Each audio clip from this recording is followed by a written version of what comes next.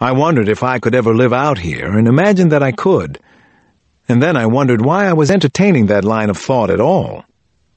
Because Christine had given me a little peck on the cheek? Was I that starved for affection? Pitiful. We did some exploring and checked out the sculpture garden and the Fremont Troll, a large sculpture that reminded me of the singer Joe Cocker clutching a Volkswagen Bug in one hand. Finally, we had a late lunch, organic, of course, a roasted vegetable salad, plus peanut butter and jelly on Ezekiel bread.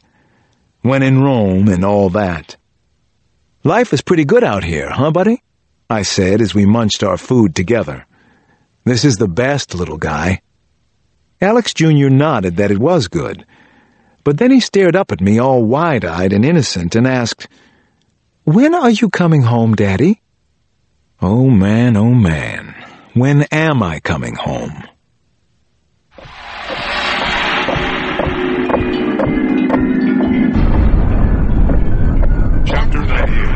Chapter 98. Christine had asked that I have Alex home before 6, and I did as I'd promised. I am so responsible, so Alex, it drives me a little crazy sometimes.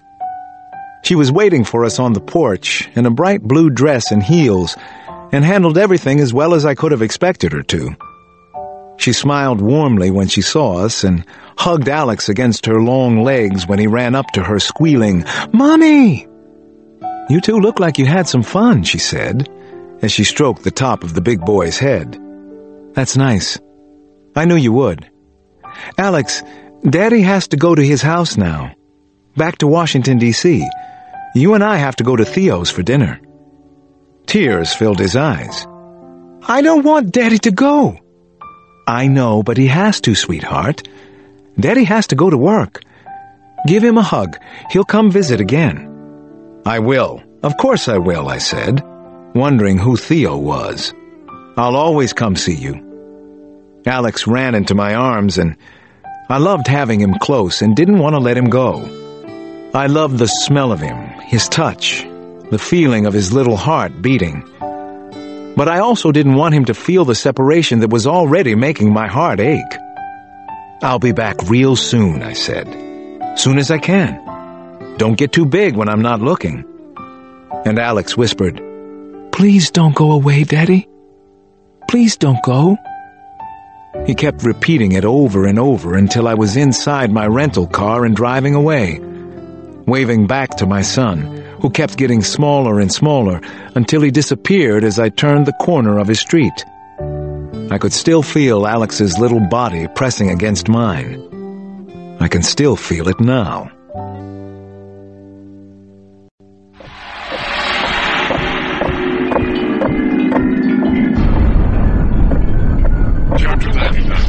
Chapter 99. A little before 8 that night, I sat alone at the dimly lit bar inside the Kingfish Cafe on 19th and Mercer in Seattle. I was lost in thoughts about my youngest son, all of my children, really, when Jamila rolled into the restaurant. She had on a long black leather car coat with a dark blouse and black skirt, and she smiled brilliantly when she saw me sitting there at the bar, maybe looking as good to her as she did to me. Maybe. The thing about Jamila is that she's pretty but doesn't seem to know it, at least to believe it. I had mentioned I was coming to Seattle, and Jam said she'd fly up to have dinner with me. At first, I hadn't been sure it was a good idea, but that was wrong. All wrong. I was incredibly happy to see her, especially after leaving Alex. "You look good, sugar," she whispered against my cheek. "But you do seem a little beat up, darling. You're working too hard, burning the candle down." "I feel a lot better right now," I told her. "You look good enough for both of us." "I do?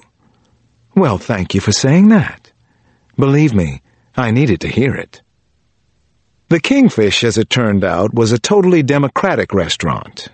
No reservations, but we were seated quickly at a nice table along the wall. We ordered drinks and food, but mostly we were there to hold hands and talk about everything that was going on in our lives. "This thing with little Alex," I told Jamila about midway through the dinner. "It's the worst torture for me.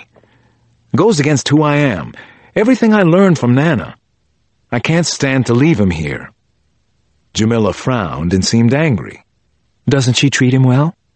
"Oh, no. Christine is a good mother. It's the separation that kills me.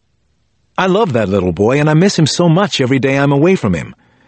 I miss the way he talks, walks, thinks, tells bad jokes, listens to mine. We're pals, Jam." "And so," Jamila said, holding my eyes with hers, "you escape into your work." "And so," I nodded, "I do. But that's a whole nother story. Hey, let's get out of here." "What do you have in mind, Agent Cross?" "Nothing illegal, Inspector Hughes." Really?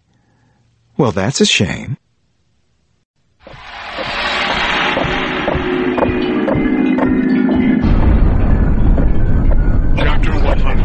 Chapter 100. You've heard the saying, "get a room"? Well, I already had one at the Fairmont Olympic on University across from Rainier Square, and I couldn't wait to get there. Neither of us could. Jamila whistled under her breath as we walked into the impressive lobby. She stared up at the engraved ceiling, which must have been 40 feet high. There was an actual hush inside the large, over-decorated room at a little past 10 when we arrived. Italian Renaissance decor, big old antique chandeliers, 5 stars, 5 diamonds. "I'm wonderfully impressed," Jam said, grinning. As always, her enthusiasm was exhilarating. "Every once in a while, you just have to build in a treat, you know." "This is definitely a treat, Alex," Jamila said, and gave me a quick kiss in the lobby.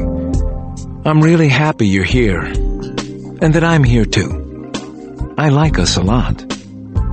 It kept getting better from there. Our room was on the 10th floor, and it was everything it needed to be.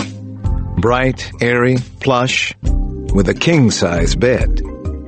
We even had a view of Elliott Bay with Bainbridge Island in the distance, and a ferry just leaving the waterfront in the foreground. The sights and scenes couldn't have been any better if I'd planned them out in elaborate detail, which maybe, just maybe, I had. About that king-size bed at the Fairmont Olympic, it was covered with a gold and green-striped comforter. A duvet? I'm always slightly confused about what distinguishes the two. We didn't bother to remove the comforter/duvet. We just fell onto it, laughing and talking, happy to be there together, realizing how much we'd missed each other. "Let me make you a little more comfortable, Alex," Jam whispered as she pulled my shirt out of my pants. "How's that? Better?" "And I'll do the same for you. Only fair," I said to her. "Tit for tat." "Well, yes, I do like that tat of yours."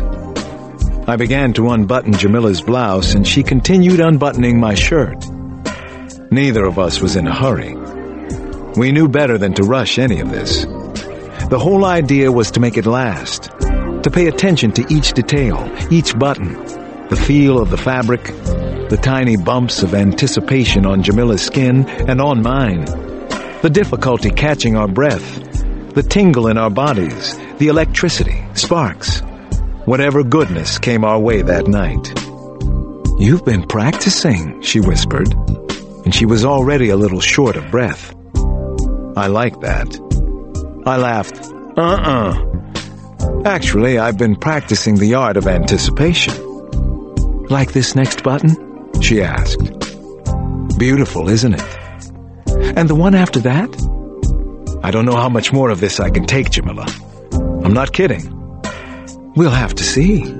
We'll just have to see." "I'm not kidding either." When Jamila's blouse and my shirt were undone, we slowly pulled them off.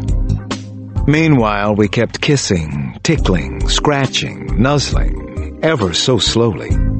She was wearing perfume, and I recognized it as Calèche Eau Delicate. She knew I liked the scent. Jamila loved the light scratch all over her body, so that's what I did next.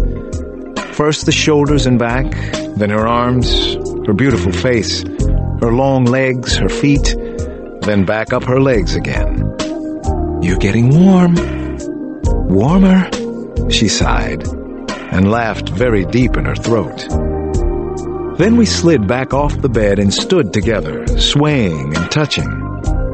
Finally, I took off her bra and held her breasts in my hands.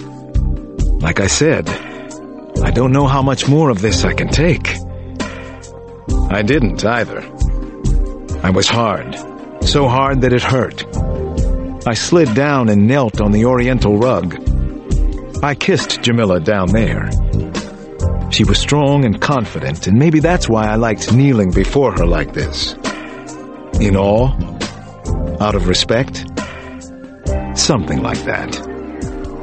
Finally, I pushed myself up again. "Okay," I whispered. "Okay. Whatever you say, I'm your slave.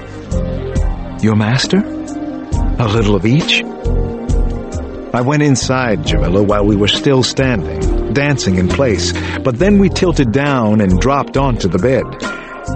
I was lost in the moment, lost in Jamila Hughes, and that was exactly where I needed to be. She was making these tiny sighs and gasps that I loved. "I missed being with you," I whispered. "I missed your smile, the sound of your voice, everything." "Ditto," she said, and laughed. "But especially that tat of yours." Moments later, 5, maybe 10 minutes, the phone on the nightstand began to ring. For once, I did the right thing. I knocked the damn thing onto the floor, then covered it with a pillow. If it was the wolf, he could call back in the morning.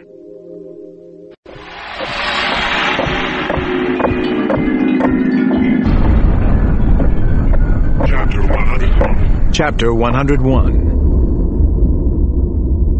The next morning I headed back to the Idaho Rockies. Jamila and I shared a cab out to the airport, then took separate planes going in different directions. "Big mistake. Dumb move," she told me before we parted. "You should just fly to San Francisco with me. You need some extended R&R. I already knew that. But it wasn't going to be. Corky Hancock was the biggest lead we had, and the surveillance on him had been tightening. There was nowhere Hancock could go in the state of Idaho and not be watched, or at least listened to. There was surveillance on his house, the surrounding acreage, even the stand-alone barn. We had 4 mobile teams on him, with 4 more in the wings if needed. Since I'd left, aerial surveillance had been added to the mix. In Idaho, I attended a meeting of more than 24 agents assigned to the detail. The meeting was held in a small movie house in Sun Valley. The movie 21 Grams with Sean Penn and Naomi Watts was playing there in the evenings, but not during the day. Senior Agent William Koch stood in front of us. Tall and gangly, impressive in his way, he wore a chambray shirt, jeans, scuffed black cowboy boots. He played the local guy to a T, but he was nobody's fool, and he wanted us to know it. The same was true for his CIA counterpart, Bridget Rooney, a confident, dark-haired woman who was smarter than a whip. "I'll make this pretty simple for everybody. Either Hancock knows we're here or he's just unbelievably careful by nature," said Koch. "He hasn't talked to anybody since we got here. He's been online. eBay for fishing rods, a couple of porn sites, a fantasy baseball league. He has a girlfriend named Coral Lee who lives nearby in Ketchum. Asian-American girl. Coral is definitely a good looker. Corky isn't. We figured he probably spends lots of money on her, and it turns out he does. Slightly less than $200,000 so far this year. Trips, jewelry, one of those cute little Lexus convertibles the gals like." Koch paused and looked around the room. "That's about it, except we know that Hancock is connected to the Wolf and that he's been paid a lot of money for his services. So at 1200 hours, we're going in to take a look for ourselves inside the house." Somebody patted me on the shoulder, as though I had something to do with the decision that must have come down from Washington. Not me. I turned and shrugged at the agent congratulating me, I'm just a soldier here.